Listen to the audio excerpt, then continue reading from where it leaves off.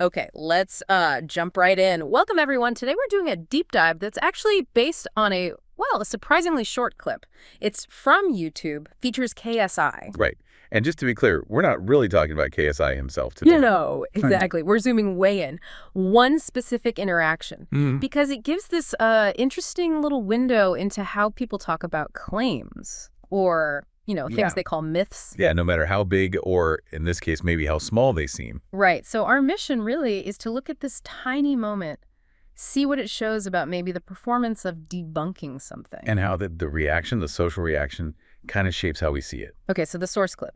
It starts with KSI being asked a question. It's what's the craziest myth someone has made up about you? Okay.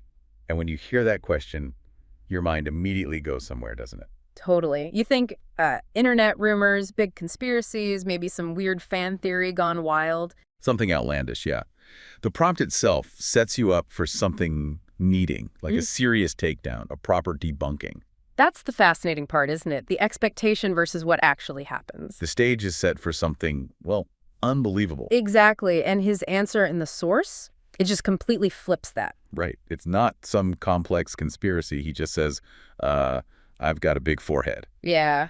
And the way he says it is important, too. He doesn't just state it like a fact. He immediately calls it hate. Okay. Hate. And then, and this is the key bit, he says, almost formally, it's debunked, though. Debunked. That's the word that jumps out, right? About forehead size. It really is. And this is where the dynamics get interesting. Because the reaction from the others there, it isn't really to argue about the forehead itself. And who can see it, right? It's a physical thing. Yeah. And they don't challenge how you would even debunk that. No. Instead, what do? They laugh. They're surprised. But it feels like the surprise isn't at the myth. No, it's at him, at his kind of earnestness and calling it a myth and saying it's debunked. Right. Someone off camera even asks, sort of amused, why are you just laughing? And then we get that line, the one that just perfectly highlights the whole, absurdity of it. The solar eclipse line. Yeah.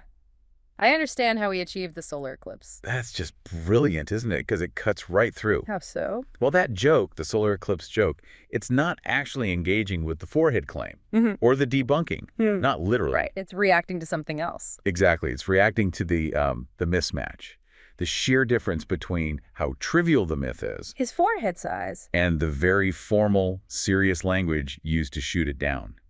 Debunked. So the joke is about the performance. Kind of, yeah. It shows how when you apply these serious terms, myth, debunked, to something really mundane, the social reaction can just pivot.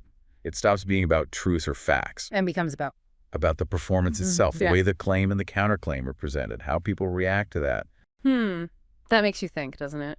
About, the information we see all the time. Definitely. Think how often you see things online labeled myth, and then bam, debunked. Yeah. This tiny clip, even though it's trivial, it sort of highlights that our reaction isn't always purely logical. It's not just about the facts. It gets colored by other things. Right.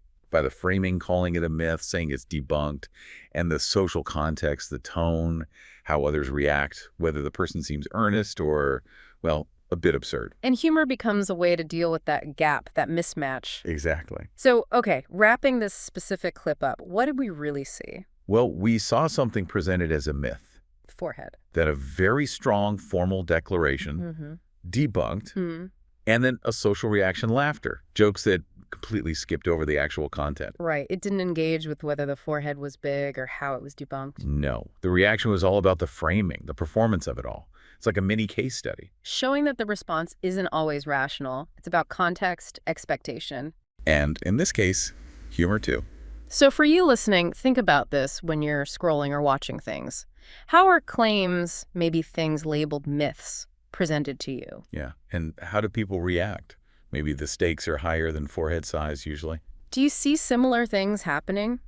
Where the reaction seems more about the labels, the performance around it all, rather than just the basic facts? And maybe a final thought to leave you with, connecting back. Go for it. If something is called a myth, right, and then someone declares it debunked, does the way people react, like here, with laughter or maybe disbelief at the act of debunking itself, does that change how you perceive it? Perceive the original claim. Or even the authority, the credibility of the debunking itself, that social dynamic, that reaction? It's definitely something worth watching out for.